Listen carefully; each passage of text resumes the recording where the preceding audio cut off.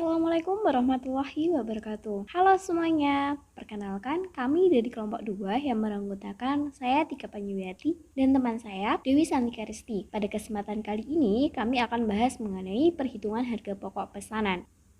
Sekilas tentang harga pokok pesanan. Harga pokok pesanan atau job order costing digunakan dalam situasi di mana berbagai barang berbeda diproduksi setiap periode tertentu. Dengan kata lain, perhitungan harga pokok pesanan digunakan dalam situasi di mana perusahaan menawarkan beragam produk atau jasa seperti perusahaan mebel, rumah sakit, dan firma hukum.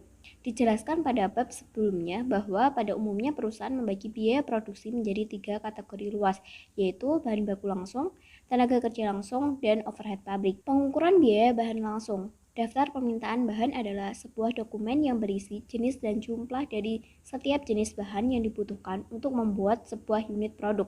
Apabila sudah ada kesepakatan dengan konsumen mengenai jumlah, harga, dan tanggal pengiriman pesanan, maka dibuatlah formulir pesanan produk. Departemen produksi kemudian menyiapkan formulir permintaan bahan. Formulir permintaan bahan adalah dokumen yang berisi spesifikasi jenis dan jumlah bahan yang akan dikeluarkan dari gudang dan identifikasi pesanan yang akan dikenakan biaya bahan. Pengukuran biaya tenaga kerja langsung. Tenaga kerja langsung adalah pembebanan tenaga kerja yang ditelusuri ke pekerjaan tertentu. Tenaga kerja yang tidak dapat ditelusuri dengan mudah ke pekerjaan diperlakukan sebagai bagian dari overhead pabrik. Kartu jam kerja berisi ringkasan aktivitas tenaga kerja setiap jamnya selama sehari. Perhitungan tarif overhead ditentukan di muka. Overhead pabrik dimasukkan bersama dengan biaya bahan baku langsung dan tenaga kerja langsung ke dalam kartu biaya karena overhead pabrik termasuk biaya produksi. Pembebanan overhead pabrik untuk setiap unit produk dapat menjadi sulit karena beberapa alasan.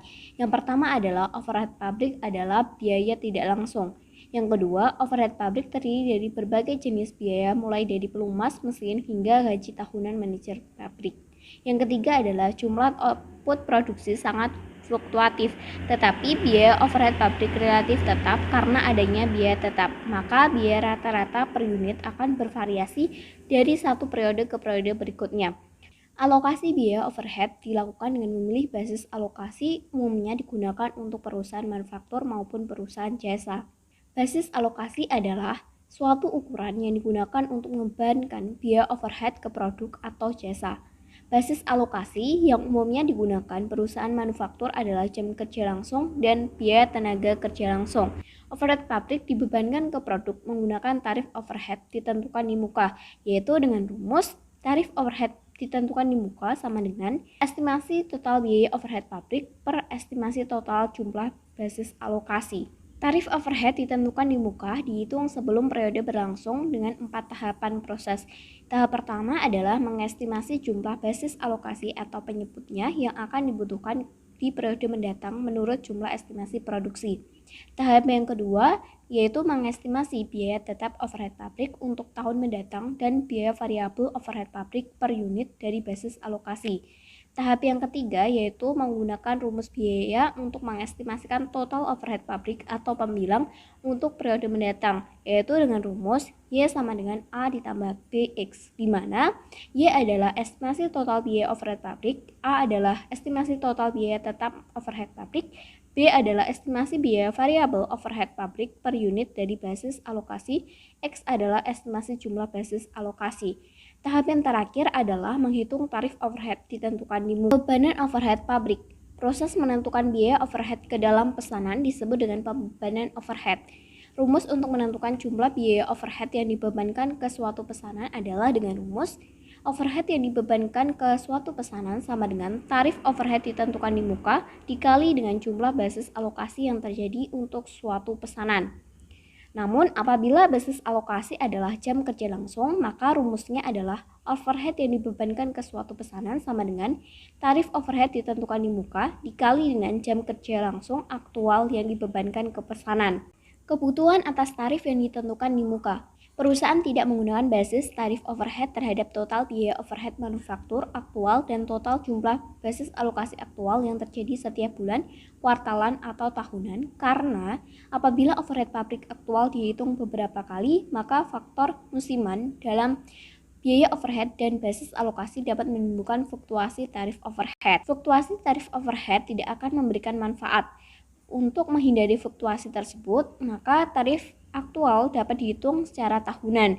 Apabila tarif overhead dihitung secara tahunan dengan dasar biaya aktual dan aktivitas selama setahun, maka overhead yang dibebankan ke pesanan tidak dapat diketahui sampai akhir tahun. Pemilihan basis alokasi biaya overhead. Basis alokasi digunakan bertindak sebagai pemicu biaya dari biaya overhead.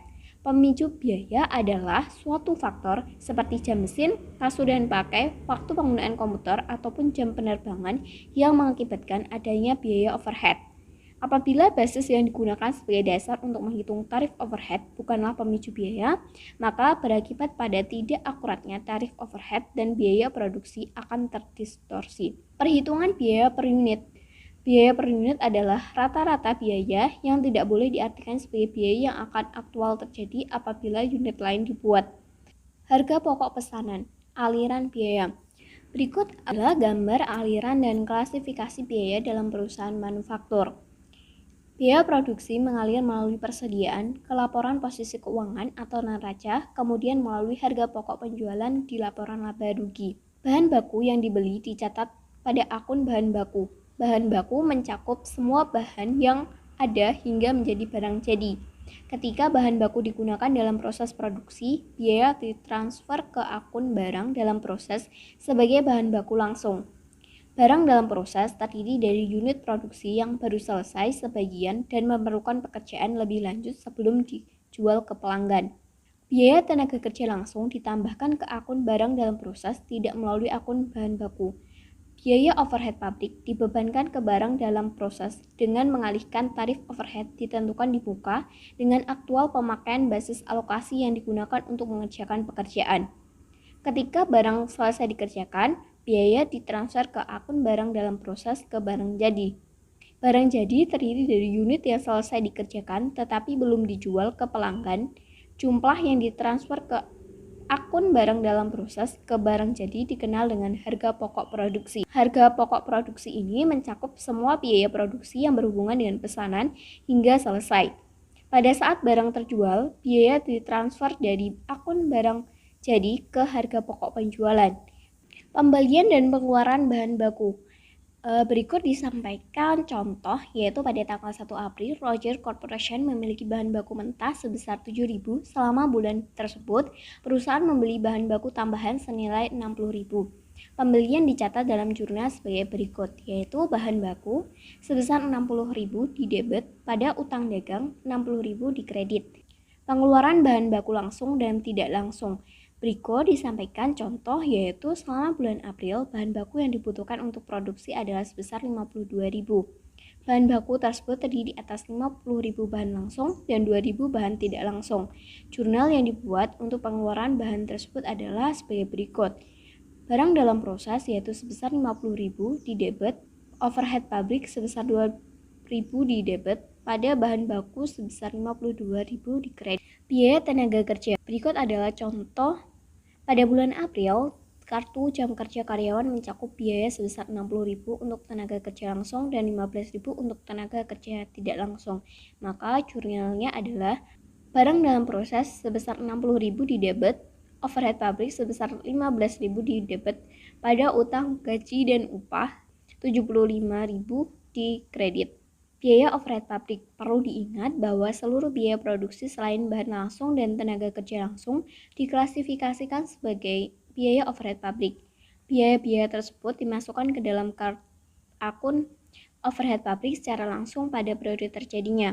Berikut adalah ilustrasinya. Diasumsikan bahwa Roger Corporation terjadi biaya-biaya umum pabrikan sebagai berikut, yaitu utilitas pemanas air dan listrik sebesar 21.000, sewa peralatan pabrik sebesar 16.000, biaya overhead pabrik lain-lain sebesar 3.000, maka totalnya adalah 40.000. Maka jurnal untuk mencatat terjadinya biaya di atas adalah sebagai berikut. Overhead pabrik sebesar 40.000 pada utang usaha, 40.000 di kredit.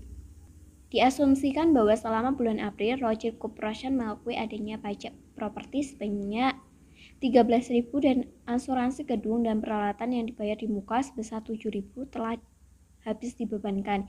Maka jurnal untuk mencatat transaksi tersebut adalah barang dalam proses 20.000 di debit, pada pajak properti 13.000 di kredit, asuransi dibayar di muka 7.000 di kredit. Terakhir, diasumsikan bahwa perusahaan mengakui penyusutan peralatan pabrik sebesar 18.000 selama bulan April.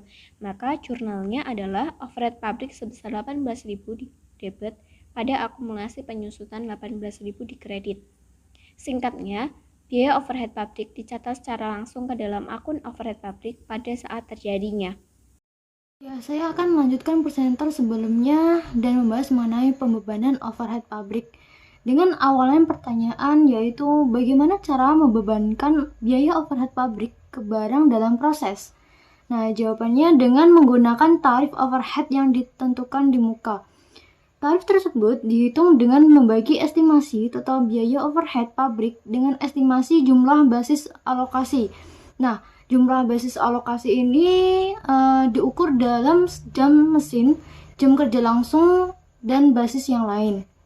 Sebagai contoh, jika jam kerja langsung digunakan sebagai basis alokasi, maka biaya overhead dibebankan ke masing-masing pesanan dengan tarif overhead yang ditentukan di muka. Selanjutnya mengenai konsep akun clearing. Ketika suatu pesanan selesai dikerjakan, biaya overhead dikeluarkan dari akun overhead pabrik dan dibebankan ke akun barang dalam proses dengan menggunakan tarif overhead ditentukan di muka. Nah, akibat dari hal ini yaitu biaya overhead yang dibebankan selama setahun hampir pasti lebih besar atau lebih kecil dari biaya overhead yang sesungguhnya.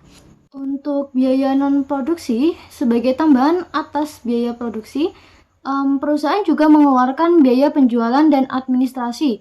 Biaya-biaya tersebut diperlakukan sebagai beban periodik dan dibebankan langsung ke laporan laba rugi. Biaya non-produksi tidak akan diperhitungkan dalam akun overhead pabrik. Selanjutnya untuk harga pokok produksi. Ketika suatu pesanan selesai dikerjakan, maka barang jadi ditransfer ke departemen produksi ke gudang barang jadi.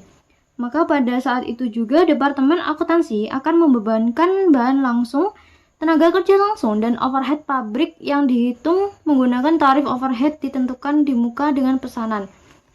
Selanjutnya, transfer biaya-biaya tersebut harus dilakukan dengan sistem penentuan harga pokok yang paralel dengan transfer fisik barang-barang ke gudang barang jadi.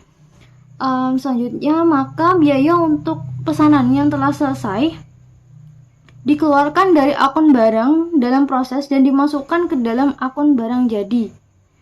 Jumlah keseluruhan biaya yang ditransfer antara kedua akun ini mempresentasikan harga pokok produksi pada periode tersebut. Kemudian harga pokok penjualan. Ketika barang jadi dikirimkan ke pelanggan, biasanya ditransfer dari akun barang jadi ke harga pokok penjualan. Jika semua pesanan dikirimkan pada satu waktu, maka seluruh biaya yang muncul pada kartu biaya ditransfer ke akun harga pokok penjualan. Nah, dalam banyak kasus pula, hanya sebagian saja barang jadi yang langsung dikirimkan kepada pelanggan. Dalam situasi tersebut, digunakan biaya per unit untuk menentukan jumlah biaya produk yang harus ditransfer dari akun barang jadi ke harga pokok penjualan. Schedule harga pokok produksi dan harga pokok penjualan. Poin pertama, schedule harga pokok produksi terdiri atas 3 elemen harga pokok produksi, bahan baku langsung, tenaga kerja langsung, dan overhead pabrik. Dan meringkas dari ketiga biaya tersebut yang berada di saldo akhir barang dalam proses yang ditransfer keluar ke akun barang jadi. Dan poin kedua, schedule harga pokok penjualan terdiri dari 3 elemen harga pokok produksi, bahan baku, tenaga kerja langsung, dan overhead pabrik, serta meringkas dari porsi ketiga biaya yang terdapat pada saldo akhir barang jadi dan yang ditransfer keluar ke akun harga pokok penjualan. Nah, rumus untuk menghitung harga pokok penjualan yang belum disesuaikan yaitu harga pokok penjualan belum disesuaikan sama dengan saldo awal barang jadi ditambah harga pokok produksi dikurangi saldo akhir barang jadi yang menghasilkan harga pokok penjualan belum disesuaikan. Penghapusan saldo overhead yang dibebankan terlalu rendah atau terlalu tinggi. Nah, seperti yang di awal, biaya overhead yang dibebankan belum tentu sama dengan biaya overhead aktual yang sebenarnya terjadi. Jadi, biaya overhead yang dibebankan bisa terlalu rendah atau terlalu tinggi dari biaya overhead aktual. Jadi, untuk saldo overhead yang dibebankan terlalu rendah atau terlalu tinggi pada akun overhead pabrik, pada akhir periode diperlakukan dengan yang pertama, ditutup ke harga pokok penjualan. Kedua, dialokasikan di antara akun barang dalam proses, barang jadi, dan harga pokok penjualan dalam proporsi overhead yang dibebankan selama periode tersebut, yaitu pada saldo akhir masing-masing akun. Contohnya, ditutup ke harga pokok penjualan. Contohnya pada Ruger Corporation, jurnal yang digunakan untuk menutup 5.000 atas overhead yang dibebankan terlalu rendah. Untuk akunnya berarti harga pokok penjualan sebesar 5.000 di debit dan overhead pabrik sebesar 5.000 di kredit. Perhatikan bahwa saldo debit dalam akun overhead pabrik harus dikreditkan untuk menutup akun tersebut. Lalu bagaimana metode yang sebaiknya digunakan untuk menghapus overhead yang dibebankan terlalu rendah atau terlalu tinggi? Jawabannya metode alokasi biasanya dianggap lebih akurat daripada dengan menutup saldo overhead dibebankan terlalu rendah atau terlalu tinggi ke harga pokok penjualan.